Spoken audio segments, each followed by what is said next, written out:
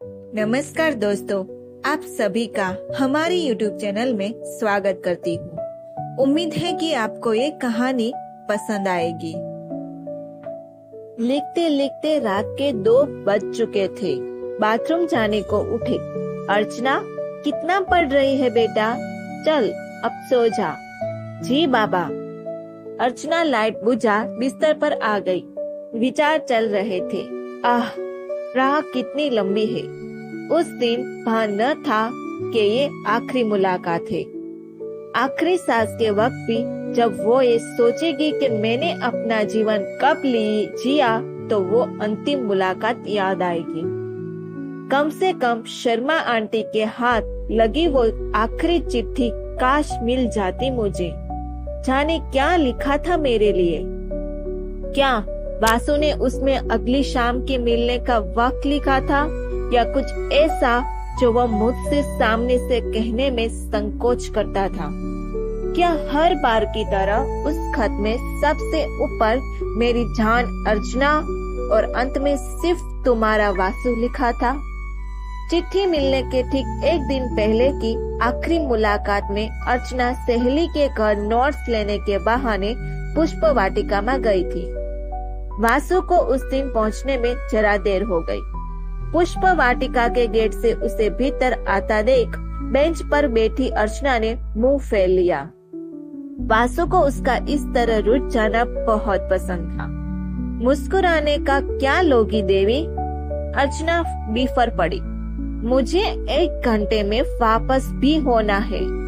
10 minute तो तुम्हारा इंतजार करने में खत्म हो गई। वासु ने मोहक मुस्कारा से दुलारा। अब 10 मिनट तुम नाराज रहकर खत्म करोगी। वासु को हंसता देख अर्चना का 2 गुना गुस्सा आने लगा। मुझसे मिलने का तुम्हें कोई एक्साइटमेंट रहना भी है या नहीं? दिवाली और अपने बर्थडे से ज्यादा इंतजार तुम्हारी छुट्टियों का होता है। मैं हर दिन कैलेंडर दिखती, तुम्हारे आने का एक एक दिन गिनती हूँ। रेलवे के टाइम टेबल में कानपुर साइड से आने वाली सभी ट्रेन का नंबर और टाइम रटा हुआ है।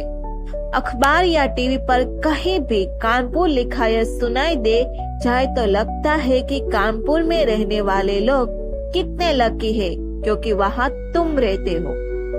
जब यहाँ रहते हो तो 24 घंटे तुम्हारे घर में जागती रहती हूँ। कभी तनी भैया दिखते हैं, कभी तुम्हारे पापा, लेकिन तुम बाहर नजर नहीं आते। जब कानपुर में होते हो तो पागलों की तरह फोन के आसपास मंडराती हूँ। कभी मेरे जैसा प्यार करो तो मेरी फीलिंग्स की कदर करो। अर्चना रुआसी हो उठी और खड़ी हुई। हंसते हुए वासु ने उसका हाथ खींचकर फिर से बेंच पर बिठा दिया। शांत देवी शांत। तुम्हारी सास ने घर की मक्खी सुधारवानी इलेक्ट्रिशियन के पास भेज दिया था। उनके काम को टालने का मतलब दिन भर की किचकिच। वासु तू अभी जा, तुरंत जा। वासु के मुंह से शर्मा आंटी के लिए तुम्हारी सास शब्द से अर्चना का गुस्सा कपूर बन उड़ने लगा। तो बोलना था मैं कि मक्खी कल सुधारवा दूंगा। आज आपकी बहू पुष्प वाटिका में बैठी मेरा इंतजार कर रही है। मैं यहाँ अकेली बैठी हूँ, तुमको याद नहीं आया? वासु ने अर्चना की हथेली सहलाते हुए निर्माय से कहा। कैसे याद नहीं आया?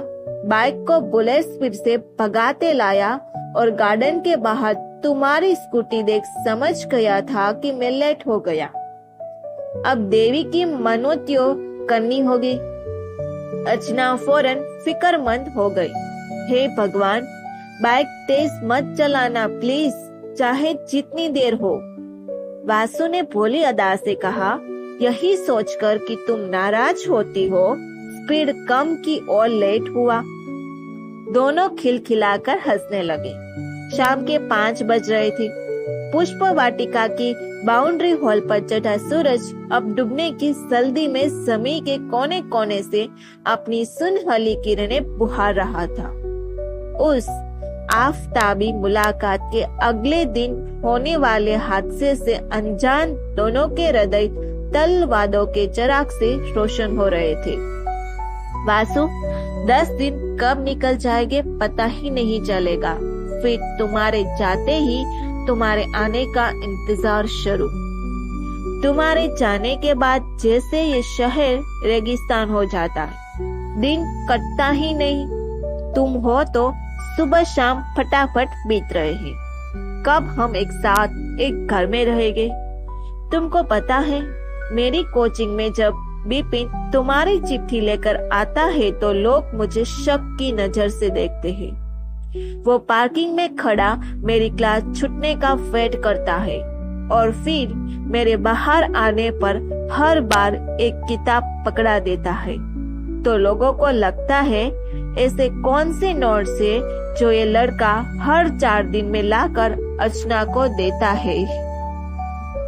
हमारी शादी से सबसे ज्यादा खुश बिपिन ही होगा। पोस्टमैन का काम छूटेगा, जाने कब तो वो दिन आएगा यार। वासु प्यार से अर्चना के कंधे दबाता, बहुत जल्दी मिसेस शर्मा, तनय भैया की 2-3 जगह बात चल रही है। 6 महीने के अंदर कहीं न कहीं तो पक्की हो ही जाएगी। अगले महीने में बेंगलोर जाऊंगा। मेरा कैंपस सिलेक्शन हो गया है। कांगजीनेमेट मल्टीनेशनल कंपनी है, बढ़िया पैकेज दे रही है। 7-8 महीने की बात है। तुम्हारा भी फाइनल हो चुका होगा। इस बीच मोस्ट प्रोबेबली तुम्हारे यहाँ पे धनिका की बात कहीं तय हो जाए।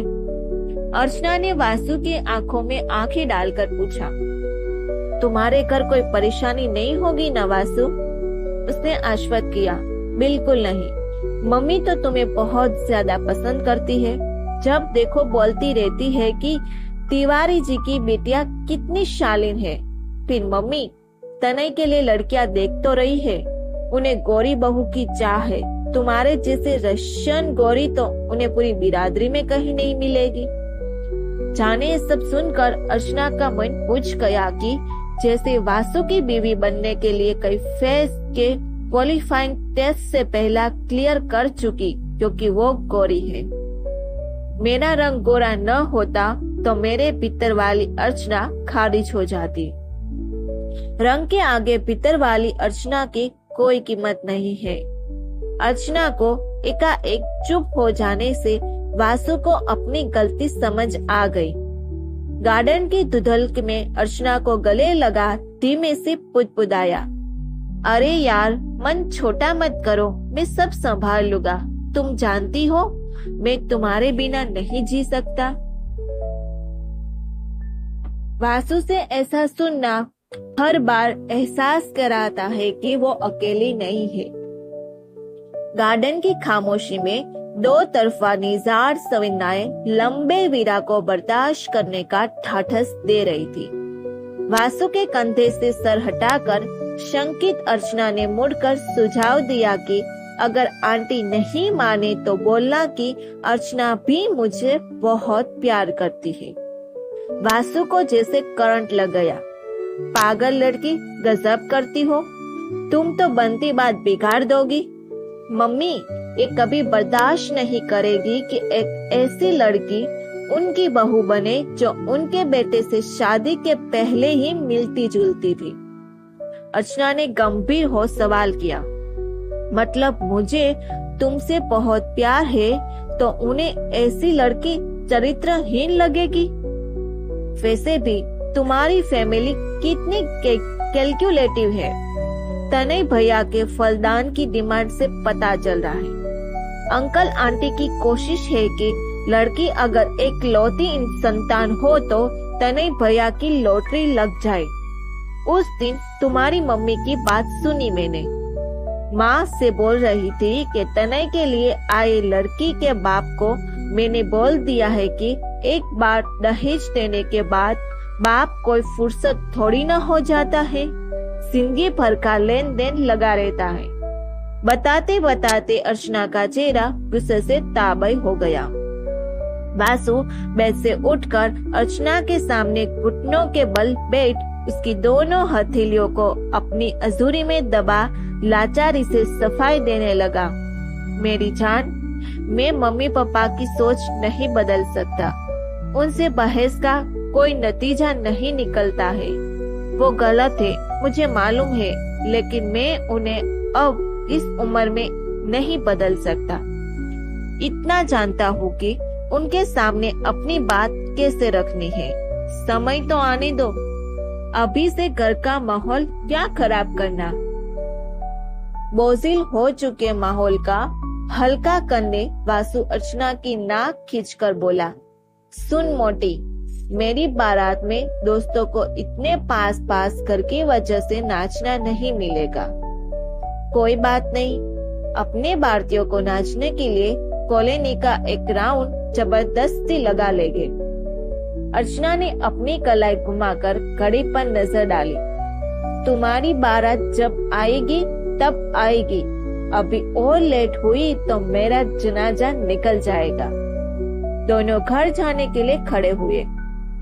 गार्डन में दूर दूर तक किसी के न होने से वासु ने अर्चना को गले लगा लिया। उसे समझ आ रहा था कि अर्चना खिन्नता से भरी है। ये आखिरी मुलाकात का यही खालीपन था जिसे भरने वासु ने घर पहुंचते ही वो लंबा खत लिखा जो अर्चना को कभी नहीं मिल पाया। अर्चना चुपचाप वासु के सीने से लगी खड़ी रही। वासु की बाहों के मजबूत घेरे में अर्चना की आंखें अक्सर नम हो जाती। काश दुनिया अब यही खत्म हो जाए, काश ये लम्हा थम जाए। इस सच से बेखबर कि कल शाम मिलने का वादा कभी नहीं पूरा होगा। इस उम्र में बस अगले कुछ पल तक का ही साथ। अर्चना ने वासु के सीने से लगे हुए ही फुसफुसाया, कल कितने बजे? अर्चना को अलग कर वासु ने उसका माथा चूमा। सुबह फोन करूंगा, 10 बजे फोन के पास से हटना मत, नहीं तो मेरे ससुर फोन पर इतनी जोर से हेलो हेलो करते हैं कि उनकी हेलो हेलो मेरे कमरे तक आती है। मैं फोन काट कर वही खड़ा तेरे बाप की हेलो हेलो सुनता। अर्चना ने हंसते हुए वासु की पीठ पर जोर की एक धौल जमाई। वासु उसका चेहरा हथेलियों में पर बुदबुदाया, मेरी जान, तुम्हारा हंसता चेहरा कितना सुंदर लगता है। लड़ा मत करो मुझसे। उंगलियों में उंगलियां फंसाए वे गार्डन के गेट से बाहर आ गई। पुष्प वाटिका के सामने कल कल बहती शिवनाथ और पार्कंग की दाहिनी और मुक्ति धाम के शवदाह स्थल से अंतिम संस्कार का धुआं। मसान वो जगह है जहां आकर घोर भौतिकता में सीजे लोग भी पल भर को संसार से विरक्त हो जाते हैं। वासु ने मुड़कर पूछा, 10 मिनट टाइम है, घाट पर बैठे। अर्चना इनकार नहीं कर पाई। चलो।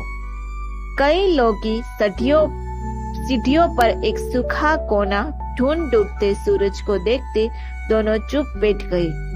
कल की बेरहम सुबह से अनजान घाट के ऊपर झुकी नीम की टहनियों से बुढ़े सूरज की बासी धूप छन कर अर्चना के सुनहले बालों पर फिसलती एक बार फिर जवान हो रही थी। ये विशाल शून्य निठल्लापन सुखद था। बहुत देर सोचने के बाद भी दोनों को समझ न आया कि ऐसे साथ बैठकर आसमान ताकते हुए उन्होंने क्या सोचा। वासु ने गंभीर आवाज में कहा, पता है आरजू, कानपुर की उदास शामों में तुम्हारे संग गुजारी ऐसी शामें बहुत याद आती है। चेक डैम पर गिरती शिवनाथ की लहरों का धीमा गर्जन, अनंत फैला नीला आसमां, निर्जन किनारों की गीली हवा, क्षितिज में धुलते सूरज की कुमलाई किरणों ने नदी पर झिल मिलाते हुए सुनहला विदा गान शुरू कर दिया। अर्चना को लगा कि काश दुनिया से नाता तोड़ यहाँ से कहीं न जाए। इस एकांत की खुमारी को दूर से आती एक बैलगाड़ी की टुन टुन ने तोड़ा। मेरे भाग्य में वासु का साथ और ऐसी मृदु जागृत शाम हर रोज कहाँ। दूर नदी में नजर आ रही उस मछुआर की डोलती नाव संग हिच कोले खाती सुंदरी शाम फिर कब मिलेगी। इस सौंधे परिवार को एक टक आंखों से पीकर जहन में भर लूं। सचमुच ये शाम अर्चना के भाग्य में आज के बाद कभी न थी। अपनी खामोश उपस्थिति से दोनों ने प्रकृति को इतना अनभिज्ञ रखा जैसे वहां होकर भी वे वहां नहीं थे।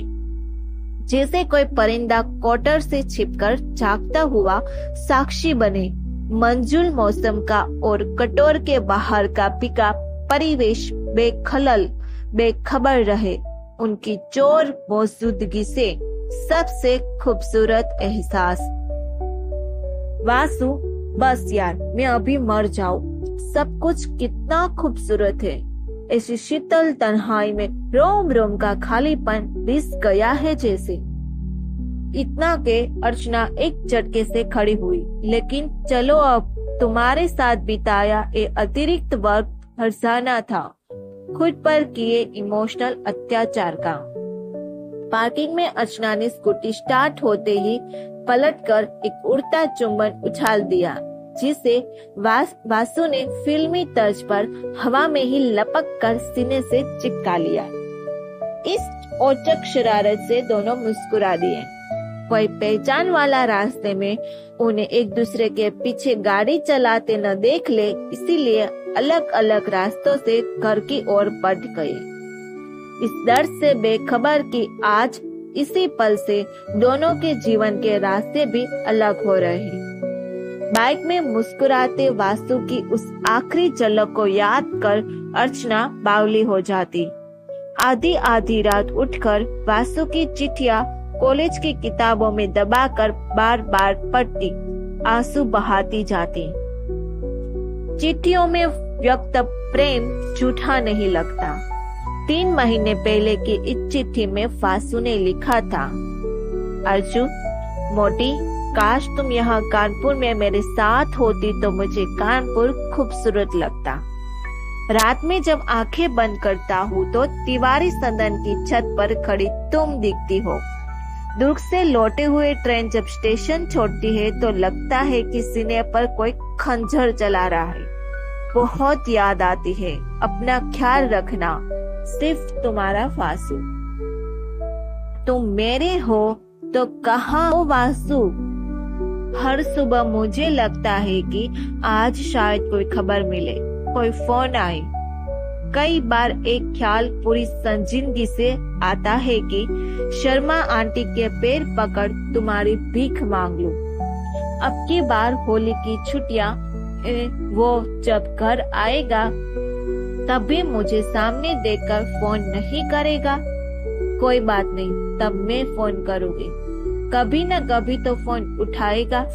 यदि वो मन इतना कड़ा कर चुका है कि इतने दिनों में कोई खबर नहीं ली, तो हो सकता है कि सामना होने पर भी अनदेखा कर दे। क्या मुझे उसके आगे गिड़गिड़ाना पड़ेगा? वासु को ओझल हुए 2 महीने हो चुके थे। अर्चना छत पर बैठी शर्मा आंटी के आंगन में सूखे कपड़े उतारते देख रही थी। तभी पीछे से सीढ़ियां चढ़ती धनिका आकर बैठ गई। जरा देर के चुप्पी के बाद धनिका ने खामोशी तोड़ी। अर्चना, एक बात ध्यान से सुन। इंतजार छोड़ दे। न अब फोन आएगा न चिट्ठी। मैंने पहले ही कहा था कि अंकल आंटी हमारे घर के लिए कभी हाँ नहीं करेंगे। उन्हें सिर्फ एक दिक्कत, दहेज। उस पर आंटी को ये भी पता चल गया है कि तुम दोनों का अफेयर था। आंटी अब तक इस मैटर पर इसीलिए मुंह बंद किए बैठी है कि उनके बेटे की चिट्ठी पकड़ाई थी। अगर तेरी लिखी चिट्ठी उनको मिली होती न तो कब की मोहल्लों में तुझको बदनाम कर चुकी होती। अंकल सीने में दर्द का बहाना करके सुसाइड की धमकी देकर या आंटी अपने सर की कसम देकर बेटे को मना चुके हो शायद। वो लोग ऐसे लाखों रुपया हाथ से कैसे जाने दे? तो अब इंतजार छोड़ दे। अर्चना के आंसू थमने का नाम न ले रहे थे। वो एक फोन करके मुझे बोल सकता था कि सब खत्म हो गया। मैं घरवालों को नहीं मना पाया या एक आखिरी बार मिल लेता। उसे एक बार भी मेरा ख्याल ही नहीं आया। क्या मुझे बताना जरूरी नहीं था कि अब मैं उसका इंतजार न करूं? बिना बताए छोड़ दिया और मुझे ये पता भी नहीं कि सब खत्म। क्या वो कानपुर में किसी एक्सीडेंट के सामने में से नहीं गुजरता होगा? कानपुर में तो वो लोग नहीं देख रहे कि वासु ने अर्चना को फोन किया या नहीं। एक बार अपनी मजबूरी बता देता तो मुझे तसल्ली होती कि दबाव में उसे माँ बाप और मेरे बीच में एक को चुनना पड़ा। उसके इस आखिरी फोन से मेरा सेल्फ रिस्पेक्ट बच जाता। उसने बताने की जरूरत नहीं समझी। वासु इतना कठोर है, मैं समझ नहीं पाई। उसने मेरे मन में हमेशा के लिए ये बात जमा दी कि मैंने उससे प्यार किया। इसीलिए इस चरित्रहीनता की वजह से अब मैं उसी के काबिल नहीं रही। अपने को बहुत तुच्छ महसूस करने लगी हूँ। अंकल आंटी के कारण मैंने शम से आंगन में निकलना छोड़ दिया। आंटी मुझे बहुत हिकारत से देखती है। बाबा प्यार से मेरे सिर पर हाथ फेरते हैं तो इतनी गिल्ट फीलिंग आती है कि मैंने उन्हें धोखा दिया। उन्हें मालूम ही नहीं है कि मैं दुलारने के लायक नहीं। वासु मुझसे विदा मुलाकात कर लेता तो खुद से ये घृणा नहीं होती मुझको। अपनी ही नजर में गिर गई हूँ। रिश्तों को तोड़ने की खबर करने की जिम्मेदारी पूरी करने से मेरा अधूरा रिश्ता पूरा हो जाता। मेरे भीतर उस आखिरी मुलाकात के लिए बचा कर रखे समंदर जितने आंसू जीने नहीं दे रहे। उस अंतिम मुलाकात के सम्मान को ही मैं जीवन का सुख मान आगे बढ़ जाती। उसके मन में मुझे एक बार नजर पर देखने की चाह नहीं थी। अघा जाने तक गले लगाने की इच्छा नहीं थी। हम ट्रेन से उतरने समय अनजान मुसाफिर से भी मुस्कुराकर विदा कहते हैं। इस मुस्कान के साथ बताया जाता है कि मेरे दिल में आपके साथ कई सफर के प्रति सम्मान है। मैं उसकी नजर में कितनी गई गुजरी हूँ। आनी 2 होली की छुट्टी में उसे एक थप्पड़ रसीद करके ही अब मुझे सुकून मिलेगा। ले, शुरुआत तूने की थी, अंत मैं करूंगी। तनिका कुछ समझाने जा रही थी कि चिटिया पर किसी के चढ़ने की आवाज आने लगी। श्रद्धा के ऊपर पहुंचते ही दोनों बहनें चुपचाप डूबता सूरज देखती रही। श्रद्धा ने उनके एकाएक चुप्पी को संदेह भरी नजर से देखा। इतना तो समझ आ रहा था कि किसी गुप्त मंत्रा की उसकी वजह से असमय समापन हो गया। श्रद्धा की शंकालु दृष्टि टोल लेने के लिए अर्चना की पनेली आंखों पर टिकी थी। धनिका को श्रद्धा को पटकाने के उद्देश्य बेवजह का प्रश्न किया। नीचे कोई मेहमान आया था क्या? कुछ देर पहले कॉलबेल बजने की आवाज आई थी। नहीं तो कोई नहीं आया। मैं तो इसीलिए आई कि आप दोनों इतनी देर से ऊपर क्या कर रहे हो। छत पर गेरुआ शाम क्षितिज की दरारों से रिश्ती वह आसमान शाह कर गई। तभी नीचे से माँ की आवाज आई, अर्चना, तनिका, अंधेरा हो गया है, नीचे नहीं आना है क्या? दिया बत्ती का टाइम हो गया है। इन लड़कियों को गप्पे में होश ही नहीं रहता है। होली आने में 1 महीना ही। अर्चना को इस बार से पहले होली का इतना इंतजार कभी न था। होली की छुट्टियों में वासु के आने का इंतजार। ठंड विदा होने को थी। बासंती महक में सना ललछोया सूरज आसमान पर चढ़ाई के लक्ष्य के साथ क्षितिज से ठिठकता बाहर आ रहा था। अर्चना चाय का कप थामे सामने कमरे में आए तो बाहर देर से रुके ट्रक के धीमे गर्जन ने ध्यान खींचा। हमारी गली में इतनी देर से ट्रक क्यों खड़ा है? बाहर झांका तो वासु के घर के सामने ट्रक खड़ा था। तभी शर्मा अंकल पर नजर पड़ी, जो मजदूरों को निर्देश देते हुए ट्रक में सोफा चढ़वा रहे थे। वासु के यहाँ दिवाली में प्रसाद की प्लेट लेकर जाने पर इसी सोफे पर बैठती थी और आंटी की नजर बचा वासु को फ्लाइंग किस देती थी। वासु अपनी मम्मी के सामने अर्चना से कभी बात नहीं करता था। अंकल सोफा क्यों बेच रहे हैं? तभी अर्चना का दिल धक से रह गया। ट्रक पर नजर पड़ी तो फ्रिज, पलंग, गद्दे, बिस्तर सब चढ़ चुके थे। ये लोग घर छोड़कर जा रहे हैं। अभी भी उम्मीद थी कि अगले महीने होली की छुट्टी में वायु आएगा ही तब उसे मना लूंगी, या फिर तनय भैया की शादी में तो सामना होगा। कल्पना में कितने तंज सोच रखे थे। अंकल ने तुम्हारा मार्केट रेट क्या रखा है?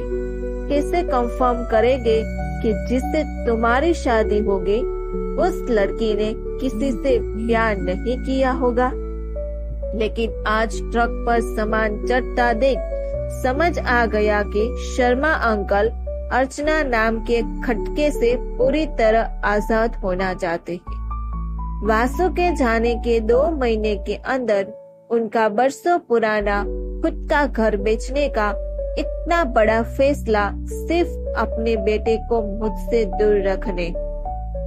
क्या वासु ने मेरे लिए अपनी मम्मी पापा से इतना कड़ा संघर्ष किया था, जिससे भयभीत अंकल आंटी खून पसीने से सिंचे घरों में को बेच रहे हैं? क्या इन्हें डर था कि दुर्ग आने पर वासु मुझसे दूर रहने के वादे से मुकर सकता है? इस उम्र में इतनी आनंद कानन में ये लोग कहाँ छा रहे हैं? क्या इस जन्म में वासु को देखना तक नसीब न होगा मुझे? अर्चना दौड़ती हुई बाथरूम में खुद को बंद कर दीवार से सिर ठोक ठोक रोने लगी। मैं इतनी निकृष्ट लड़की हूँ कि जिससे अपने बेटे को दूर रखने एक परिवार घर बार बेचकर जा रहा है। मैं किसी भी सम्मानित घर की मर्यादा नहीं बन सकती, क्योंकि मैंने शादी से पहले किसी से प्यार किया। वासु ने प्रपोज किया, मुझे भरोसे में लिया था, मैंने यकीन किया और फिर वो मुझे छोड़कर अदृश्य हो गया। मैंने उड़नता और बेहाई में एक भले परिवार को परेशान कर दिया। एक दुष्चरिता के जाल से बेटे को छुड़ाने सीधा साधा परिवार आज इस हद तक परेशान हुआ। बाबा बाहर ट्रक के पास हाथ बांधकर खड़े शर्मा अंकल से बात कर रहे थे। एक क्या बात है शर्मा जी, घर बेच दिया और बताया तक नहीं? कहीं शिफ्ट हो जा रहे? शर्मा अंकल बाबा को अपना नया एड्रेस नहीं बताना चाहते थे। शायद उन्हें डर था कि तिवारी जी की लपट बिटिया उनके बेटे का पीछा करती न पहुंच जाए। अर्चना का बाबा के लिए बहुत बुरा लग रहा था, क्योंकि वह इस बात से अनजान है कि शर्मा अंकल उनसे बात करने से परहेज कर रहे हैं। वे इस सत्य से भी अनभिज्ञ है कि उनकी बेटिया की पतनशीलता के चलते शरीफ लोग मोहल्ला छोड़ जाते हैं। इतनी इजली अवेलेबल है कि लड़के समय गुजारने के लिए उनकी बेटी का इस्तेमाल करते हैं। धनिका ने भी ट्रक पर सामान चढ़ते देखा और समझ गए कि अर्चना के लिए ये सब बहुत मुश्किल है। मोहल्ले के 2-4 लोग शर्मा जी के दरवाजे पर विदाई देने खड़े थे, जिनमें माँ और बाबा भी थे। ट्रक की घर घर की दूर जाती आवाज के साथ वासु अर्चना की जिंदगी से सदा के लिए चला गया, जिसे पाना ख्वाब में भी संभव न था। उस दिन बाबा माँ से कह रहे थे, जाने इस शर्मा जी को क्या हो गया। कान खबर नहीं होने दी घर बिकने की। कहाँ जा रहे हैं पूछने पर गोलमोल जवाब दे रहे थे। ऐसा क्या हुआ कि किसी से मेल मुलाकात किए बिना जा रहे थे? मैंने पूछा तो बाले बच्चों को ये घर पुराने फैशन का लगता था। कुछ तो वजह थी जिसे छिपा रहे थे। माँ कल्पना के घोड़े दौड़ाने लगी। शर्माइन की देवर देवरानी से नहीं पटती थी। कौन जाने इस घर के हिस्से पाठ के चक्कर में आनंद कानन में बेचकर भाग गए। पैसों की आग लगी थी। सन्नी की मम्मी बता रही थी कि किसी सरदार को बेचा है। शर्मा कितना चालू और लालची आदमी है। पार्षद को बोलकर उसने स्ट्रीट लाइट और आंगन साइड घुमवा ली ताकि एक बल्ब का बिल बचा पाए। इसके बेटे अगर लव मैरिज कर किसी को बहू बनाकर ले आए तो मियाँ बीबी अटैक से मर जाएंगे। अर्चना सिर झुका चावला सुनती हुई माँ पापा की बातें सुन रही थी। छत पर अकेली बैठ आसमान देखती तो वासु याद आता। किताबें खोलती तब वासु याद आता। कॉलेज में लेक्चर अटेंड करती तब वासु याद आता। स्कूटी चलाती तब वासु याद आता। ये भी सोचती कि क्या वो इस पल में कहीं बैठा मुझे सोच रहा होगा। दुनिया सुनी हो गई। दिन और रात का भेद मिट गया। अभी भी क्या ये हो सकता है कि किसी सुबह वासु बाहर खड़ा दिखे या उसका फोन आए, सॉरी आरजू, मैं मम्मी पापा से हार गया, हो सके तो मुझे माफ कर देना। बस विदाई के इस आखिरी फोन कॉल से अधूरे प्यार को पूर्णता मिल जाएगी। छत पर चटाई में लेटी अपनी डायरी में लिख वासु से बात करने लगी। बिछड़ कर भी डायरी बंद कर शाम कनेरी होने पर छत से नीचे आने पर धनिका ने बताया कि वासु का घर खरीदने वाली सरदार फैमिली का सामान आज आया है। सरदार मकान मालिक ने शिफ्ट होने के अगले दिन से ही दीवारों में नए रंग रंगोन करवाया। खिड़की दरवाजों की दिशा बदल वासु की एक एक निशानी पहुंच दी। अब उस छत पर सरदार अंकल की लंबी लंबी पगड़ियां सूखती दिखेगी। जिस जगह पर कभी गुलाब के गमले रखे थे अब वहाँ 2-3 खाट ने जगह घेर ली। सीमेंट की जिस बेंच पर बैठ वासु अर्चना के दरवाजे पर नजर जमाए रखता था उस पर इन लोगों ने पानी की काली टंकी रख दी। ये अब वो घर नहीं लगता जहाँ अर्चना दुल्हन बन घर प्रवेश का सपना देखती आई थी। सारे स्मृति चिन्ह मिट गए, लेकिन उसकी अबोध मुस्कुराहट अर्चना के दिल में शिलालेख सी समिट थी। धनिका को इस अप्रैल में 22वां लग गया। बाबा युद्ध स्तर पर लड़का ढूंढ रहे थे।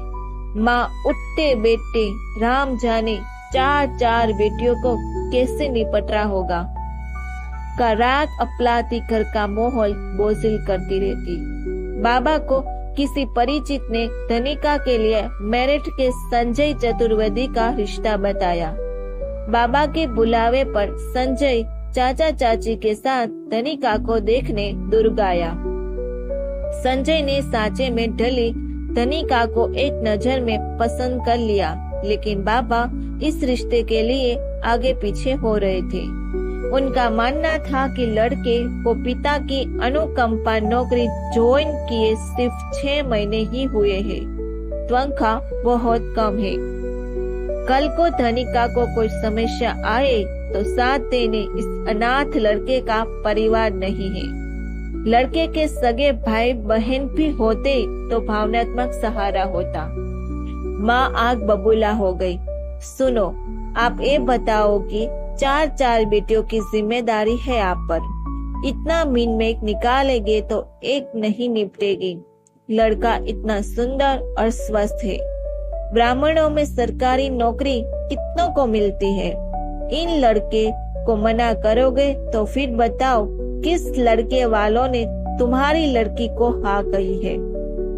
आधे लड़के वाले तो 4 बहनें सुनकर बिदक जाते हैं। आधे आपका पद सुनकर दोबारा फोन नहीं उठाते हैं। जान जाते हैं कि बिजली विभाग में बाप कितना दहेज देगा। इन लोगों ने हाँ कर दी है। लड़के की अभी उम्र ही क्या है, धीरे धीरे प्रमोशन हो जाएगा। ये सोचो, धनिका पर कोई पारिवारिक जिम्मेदारी नहीं होगी। सास ससुर होते तो कौन बहू को झूले में झुलाते हैं। तुम्हारी अम्मा ने जो कष्ट हमें दिए, लोग दुश्मन को नहीं देते। तुम्हारी बहन चुटकी और बड़े भैया आज तक किस काम आए सिवाय नुकसान निकालने के। चुटकी हमारे दहेज अपनी शादी में बटोर कर ले गई। हाथ जोड़ती हूँ मैं ऐसे ससुराल से। सास मरी तब कहीं जीवन में सुकून आया। चुटकी को मैंने बार बार बोलो कि धनिका के लिए कोई लड़का बताओ। एक रिश्ता नहीं लाई। भाई बहन कौन काम आते हैं। सबकी जिंदगी अपने भरोसे चलती है। अच्छा है, धनिका के सिर पर ससुराली रिश्तेदारी का बोझा नहीं रहेगा। सीधी सी बात है, ये लड़का हाथ से नहीं जाने देना है। इस साल धनिका की शादी कैसे भी निपटानी है बस। अर्चना भी लाइन में है। फिर सांस लेने की फुर्सत नहीं है, समझे आप। धनिका को देखकर लौटने के बाद संजय की चाची खुश थी कि लड़की के पिता दहेज में ज्यादा कुछ नहीं दे सकते हैं। चाची भली प्रकार संजय की दबंगई से परिचित थी कि अगर दहेज मिलता भी तो किसी हाल हाथ नहीं लगता। संजय को योग्य, समझदार और जीवन साथी की तलाश थी और धनिका पर आकर उसकी तलाश खत्म हुई। तिवारी सदन में शादी को लेकर जो तनाव था, उसने वो हालत पैदा किए कि धनिका कहीं भी रिश्ता लगने पर सहज स्वीकार कर लेती। 2 महीने बाद संजय, चाचा चाची, चचेरे भाई और एक दोस्त की उपस्थिति में तिवारी सदन के ड्राइंग रूम में धनिका को अंगूठी पहना रहा था। कमरे का फर्नीचर किनारे खिसकाकर धनिका और संजय को सोफे पर आजू बाजू बैठा कर बाकी के लोग इधर उधर दीवान और प्लास्टिक की कुर्सियों पर बैठे थे। धनिका साड़ी में सिर झुकाए देवी सी दमक रही थी। माँ की पलकें रह रह कर नम हो जाती। माँ का मन था कि घर के बाकी लोग भी लड़के वालों के सामने धनिका को परे में रोए, लेकिन परे माँ नई सूट की चुनौती संभालती, व्यस्तता को स्वांग करती, मेहमानों पर प्रभाव जमाने की अफर कोशिश कर रही थी। श्रद्धा को प्रेमा की इन ओछी हरकतों पर बहुत गुस्सा आ रहा था। संजय सबसे छोटी साली प्रेमा का उत्साह देख मन मुस्कुरा रहा था। धनंजय दीवार से चिपक का नई जीजा को निहारते खड़ा था और एक पुकार पर फट से जाकर सामान हाजिर करता। श्रद्धा और अर्चना दरवाजे की ओट में ऐसे खड़ी थी कि धनिका और संजय का नेक चार भी देख सके और मेहमानों से जरा सा लिहाज भी बना रहे। अर्चना को महसूस हुआ कि फिर एक कीमती रिश्ता दूर होने जा रहा है। धनंजय एक ट्रे में मेहमानों को कोल्ड ड्रिंक के ग्लास सर्व कर रहा था। कोई और दिन होता तो कोल्ड ड्रिंक की बोतल के लिए प्रेमा और धनंजय अब तक आपस में भिड़ चुके होते। बाबा संजय के चाचा के साथ शादी की व्यवस्थाओं पर चर्चा कर रहे थे। संजय नटखट साली प्रेमा से चुहल कर रहा था कि लेकिन चोर नजर से झुकाए बैठी धनिका पर ही थी। धनिका को इस सब भला लग रहा था। बाबा ने उस दिन खाना बनाने वाला बुला रखा था। मेहमानों को सर्व करने का काम प्रेमा और श्रद्धा ने किया। थोड़ा सा सहूलियत भरा समय मिलते ही अर्चना एक गुलाब जामुन लेकर संजय के सामने पहुंची। जीजाजी, मेरे हाथ से खाना ही पड़ेगा। संजय ने हंसते हुए जवाब दिया, थोड़ा प्यार बारात के वक्त के लिए बचा कर रखिए। बाबा ने अपने ऑफिस के बड़े साहब को फोन करके ड्राइवर के साथ एक दिन के लिए उनकी कार भेजने का आग्रह किया था। जी सर, बेटी की सगाई है। साहब ने अपनी निजी कार भिजवा दी। तिवारी संदन के सामने कार से मेहमानों को उतरता देख मोहल्लों के घरों से ताका झाकी होने लगी। माँ नई साड़ी में अगवानी के लिए हाथ जोड़े पहले से ही आंगन में खड़ी थी। कार से जवान लड़के और सजे तजे मेहमान उतरने लगे। पूरे मोहल्लों में जंगल में आग की तरह धनिका की सगाई हो रही है खबर फैल गई। सामने वाली सरदारनी आंटी ठकुराइन को बता रही थी, तभी कल तिवारी भाई साहब लेबर बुलाकर आंगन के पेड़ों की कटाई छटाई करा रहे थे। मैंने देखा आज सुबह से ही धनंजय 2500 दफा स्कूटर पर बाजार दौड़ रहा था। कल धनिका की मम्मी आई थी मुझसे पूछने की, तुम पंजाबियों के छोले बहुत अच्छे बनते हैं, कौन कौन से मसाले डालते हो, लेकिन ये नहीं बताया कि आज धनिका की सगाई है। चलो कोई बात नहीं, लड़की की शादी में जब तक कोई रस्म न हो जाए हल्ला भी नहीं करना चाहिए। संजय सबके साथ बैठा हंसी मजाक कर ही रहा था कि सामने सरदारनी आंटी की 5 साल की नातिन गुरमीत तोड़ते हुई भीतर आ गई।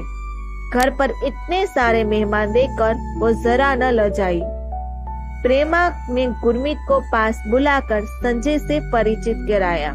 जीजाजी, ये हमारी कॉलोनी की बार्बी डॉल है। गुरमीत ने ठहलाते हुए कहा। सत श्री अंकल जी।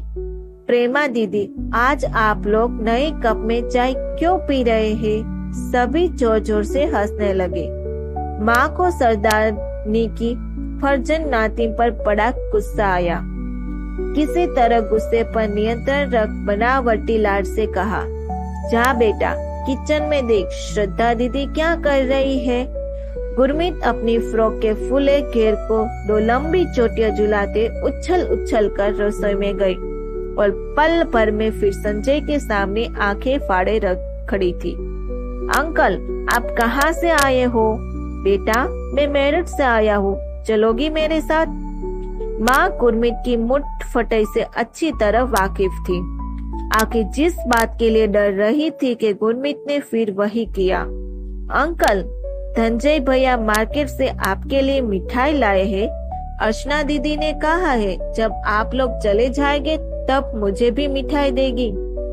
मेहमान दिल खोलकर हंसे और तिवारी सदन के लोग जेब मिटाते दांत निपोड़ते रहे। माँ ने दरवाजा की ओर से गुरमीत को आग दिखाते हुए होठों पर उंगली रख चुप रहने का इशारा किया। वो भला क्यों चुप होती? आंटी, आप दरवाजे के पीछे छिपकर क्यों गुस्सा हो रही हो? अर्चना ने गुरमीत को एक कोने में ला जाकर अपने घर जाने को कहा। संजय जब लौटने के लिए तिवारी सदन से बाहर निकला तो लगभग पूरा मोहल्ला वॉक करने के बहाने धनिका के होने वाले दूल्हे को देखने निकल गया। मेहमानों के जाते ही माँ ने अर्चना के हाथ में गुलाब जामुन का एक कटोरा सामने सरदार जी के यहाँ दे आने को कहा। अर्चना, जा उस गुरमीत के लिए दे आ। नालायक लड़की, कितनी बेइज्जती करवाई आज उसने। लड़की जात इतना लबर लबर करती अच्छी लगती है क्या? अर्चना गुलाब जामुन का कटोरा लेकर वासु के जाने के बाद पहली बार इस घर में घुसी। नमस्ते आंटी, ये मम्मी ने मिठाई भेजी है। गुरमीत सो गई क्या? धनिका की बात पक्की हो गई। आंटी ने कटोरो हाथ में लेते हुए कहा। बधाई हो बेटे, आज चुन्नी चढ़ाई थी क्या? नहीं आंटी, हम लोगों में गोद भराई कहते हैं। आप लोगों के यहाँ की रिंग सेरेमनी टाइप का ही फंक्शन है। सरदारनी आंटी गुलाब जामुन का कटोरा लेकर रसोई में चली गई। ड्राइंग रूम में बैठी अर्चना ने पलटकर वासु के कमरे की तरफ देखा। दीवार में जिस तरह पर वासु ने बाइक का पोस्टर लगाया था, अब वहाँ गुरु नानक देव जी की शांत चित छवि वाला कैलेंडर टंगा था। अर्चना का एक मन हुआ कि कहे कि घर देखना है आंटी, आपने कैसे सजाया है। इस बहाने एक बार वासु के कमरे की दीवारों से मिल आऊंगी। फिर मन मजबूत किया, ये सब व्यर्थ थे। जब शिवनाथ किनारे की शामें बेमानी थी, जब मेरा प्यार बेमोल था, तो इन दीवारों से मिलकर क्या करूंगी। आंटी ने गुलाब जामुन का कटोरा धोकर अर्चना को वापस किया। लड़का क्या करता है बेटा? आंटी, जीजाजी ग्रामीण बैंक में है। ठीक है आंटी, चलती हूँ। अर्चना उस दहलीज से खाली मन और खाली बर्तन लेकर बाहर निकली, इतनी रियुक्त जैसे सुरंग। लगा कि वो अभी भी अपने घर के किसी कोने में खड़ा उसे देख रहा है। जाने क्यों हर जगह हर वक्त एहसास होता है कि उसे देख रहा है। रोज रात 8 बजे मेरठ से संजय फोन करता, इसलिए उस वक्त सभी लोग कमरा खाली कर तितर बितर हो जाते। बाबा तो बेचारे 7:30 से ही कमरे से बाहर हो जाते, ताकि बेटी बात करने में संकोच न करे। तिवारी सदन से धनिका की विदाई की घड़ी पास आ रही थी। अब शादी में सिर्फ 1 महीना बचा था। धनिका की बिना तिवारी सदन की कल्पना से अर्चना का दिल पेटने लगा। मेरठ दुर्ग से 24 घंटों से ज्यादा का रास्ता है और डायरेक्ट ट्रेन भी नहीं है। इतनी दूर से धनिका साल में 1 बार ही मिल पाए शायद। धनिका को अर्चना का टूटा हौसला समझ आ रहा था, लेकिन तिवारी सदन और अर्चना से अलगाव नियति है, फिर इस पर सोचना मन को और दुखी करना है। उस शाम अर्चना ने धनिका से झिझकते हुए कहा, तुम माँ को बोलो कि मुझे दिल्ली भेजकर बैंक एग्जाम की कोचिंग करा दे। कॉम्पिटिटिव एग्जाम की तैयारी पर खर्च नहीं करेंगे तो पढ़ा क्यों रहे, केवल बीकॉम। इस पढ़ाई से तो कोई जॉब नहीं मिलने वाली। हम सबकी जिंदगी का मकसद सिर्फ शादी करना है। क्या शादी के बाद अगर रिश्ता सही नहीं है, तब भी उस गलत आदमी के साथ निभाओ, क्योंकि अपना खर्च उठाने की कुवत नहीं है। मैंने रात रात जाकर पढ़ाई की, स्कूल में टॉप किया, मेडल लाए, इसीलिए कि मुझे इस मेहनत के इनाम में एक लड़का ड्राइंग रूम में आकर ओके कहे। बाबा धनंजय को किसी भी हाल में इंजीनियर बनाना चाहते हैं। उसके इंजीनियरिंग एंट्रेंस कोचिंग के लिए खर्च करने को तैयार है। मत करे मेरी शादी। मेरे हिस्से का दहेज से बैंक कोचिंग कराने के लिए दिल्ली भेज दे। मैं बैंक में पीआर या कंपनी सेक्रेटरी या एमबीए के लिए तैयारी करना चाहती हूँ। कल को अगर वो लड़का भी मुझे वासु जैसा छोड़कर चला जाए तो मैं क्या करूँगी? माँ पापा क्या करेंगे? क्या वासु ने मुझसे अलग होने के बाद अपने करियर के बारे में सोचना छोड़ दिया होगा? वो लड़का है। मुझसे शादी करना उसके जीवन का लक्ष्य नहीं है, बल्कि फाइनेंशियली इंडिपेंडेंस उसके लाइफ की प्रायोरिटी है। वो अभी भी किसी नई कंपनी में अप्लाई कर रहा होगा, रिज्यूमे मेल कर रहा होगा, डॉलर में कमाने की अपॉर्चुनिटी तलाश रहा होगा, और हमारे घर में लड़के को सिर्फ अच्छे रिश्तों के लिए डिग्री और सर्टिफिकेट ही दिलवा रहे हैं। धनिका, तुम जाने से पहले माँ से कोचिंग के लिए परमिशन दिलवाती जाओ। धनिका ने शांत आवाज में जवाब दिया, माँ कभी नहीं मानेगी। कौन सी बेटी शादी के बाद अपनी कमाई से हर महीने बेटों की तरह माँ बाप को बेचती है? धनंजय कमाएगा तो आजीवन उनका खर्च भी उठाएगा, केयर करेगा, इसीलिए वो उस पर पैसा लगा सकते। बिटिया साथ नहीं रही तो वैसी केयर नहीं कर सकती। बेटी बाहर रहने पर भी जरूरत पड़ने पर मृत्यु पर्यंत अपने घर पर ले आते हैं। तेरी कोचिंग में खर्च के बावजूद बाबा को शादी में दहेज भी देना ही पड़ेगा। 4 लड़कियों की पढ़ाई और दहेज, इसे डबल खर्च करने की हालत में नहीं है वो। अर्चना का गला भर आया। मेरे लिए शादी करना बहुत मुश्किल होगा।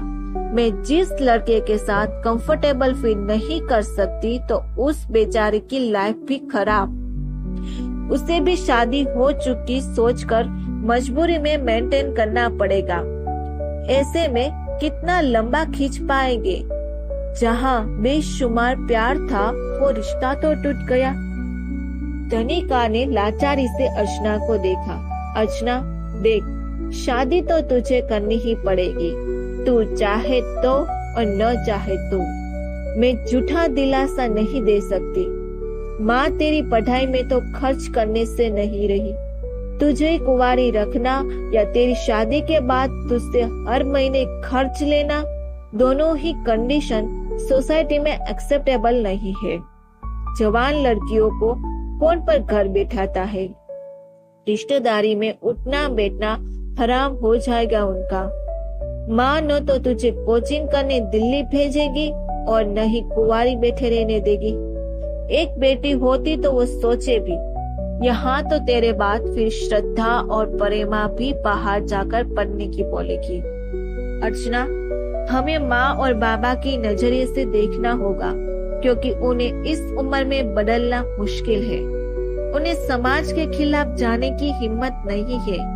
दिल्ली भेजने के नाम पर तो बाबा को भी ऑब्जेक्शन रहेगा। लड़की जात कहीं उच्च नीच हो गई तो? अर्चना भी फिकर बोली। उच्च नीच मतलब मुझे प्यार हो गया तो ना? वो तो दिल्ली गई बिना यही घर के सामने हो गया। माँ को जो कमा कर देगा उसे ही वो महंगी पढ़ाई कराएगी। मतलब बच्चों से भी सौदेबाजी कर रही है। मैं भी संजय की तरह आजीवन उनके साथ रहूंगी। नहीं करनी है मुझे शादी, नहीं रहना मुझे किसी पुरुष की दया और झूठे वादों के आश्रय। मैं वासु जितना प्रेम किसी से नहीं कर पाऊंगी। उसकी माँ ने मुझे जो दुख दिया सो दिया। मेरी माँ तो समझेगी कि मैं अपने पैर पर खड़ा होने का सपना देखती हूँ। मैं सिर्फ इसीलिए शादी नहीं करना चाहती कि मेरी जिम्मेदारी उठाने मुझे एक पुरुष चाहिए और इसके बदले में उसके बच्चे पैदा करो। धनिका, तू प्लीज एक बार घर में बात कर। क्या मुझे अपनी जिंदगी जीने का हक नहीं है? माँ को समझाने की कोशिश कर। धनिका उदास हो गई। ठीक है, मैं बोलूंगी, लेकिन आस मत रखना। वासु ने धोखा दिया इसका मतलब ये नहीं है कि इस धरती में प्यार का अस्तित्व नहीं है। इस बातचीत के 15 दिन बाद तिवारी संदन के आंगन में मड़वा गड़ा। संजीला संजय दूल्हा बनकर द्वारोचार के लिए आया। रिश्तेदारों का जमावड़ा, हंसी, ढिंढोली, नेगाचार, मंगल गीत, ढोलक और देवी से सुंदर धनिका तिवारी सदन से विदा हो गई। ये भाग यही खत्म होता है। आगे की स्टोरी सुनने के लिए हमारा अगला वीडियो का इंतजार करें। ऐसी कहानी सुनने के लिए इस चैनल को सब्सक्राइब, लाइक, कमेंट और अपने दोस्तों को शेयर जरूर करना। सुनने के लिए धन्यवाद।